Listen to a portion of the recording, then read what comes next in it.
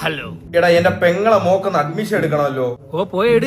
അല്ല നീ പോയി എടുക്കണം. പെങ്ങക്കല്ലേ അഡ്മിഷൻ, ഞാൻ പോണെന്തിന്? എടാ അവരെ കൊണ്ടുപോകാൻ ആരുമില്ല. അതിന് തന്തയും തള്ളയൊന്നും ഇല്ലേ, ഞാൻ തന്നെ പോണോ?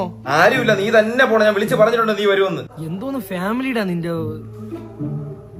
എടാ നാട്ടിൽ നിൽക്കുന്ന നീയല്ലേ ഉള്ളൂ.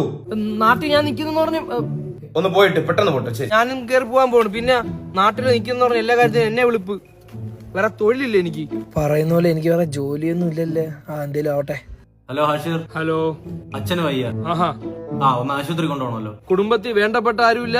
വേറെ നാട്ടിൽ നീയല്ലേ ഉള്ളൂ, നീ എന്നെ ഒന്ന് കൊണ്ടുപോയിട്ട് വാ. നിനക്ക് വേറെ ജോലിയൊന്നും ഇല്ലല്ലോ. ജോലിയിൽ ആര് പറഞ്ഞു? എനിക്ക് ഒരുപാട് തിരക്കുണ്ട്. എടാ പിന്നെ വൈഫ് പ്രഗ്നന്റ് ആണ്, ഒരു മസാല ദോശ വാങ്ങിക്കൊടുക്കണം പോകുന്ന വഴിക്ക്. എന്തൊക്കെയാടാ ഞാൻ ചെയ്തു തരാനുള്ള നിനക്ക്? നിന്റെ ജനിക്കാവണ കൊച്ചിനുള്ള സ്നഗ്ഗി കൂടെ ഞാൻ വാരിക്കൊണ്ട് ഇപ്പൊ കൊടുക്കട്ടാ. ഇനി ഓടണ്ടല്ല. ചേട്ടാ ഒരു മസാല ദോശ. മൊരിഞ്ഞത് വേണോ?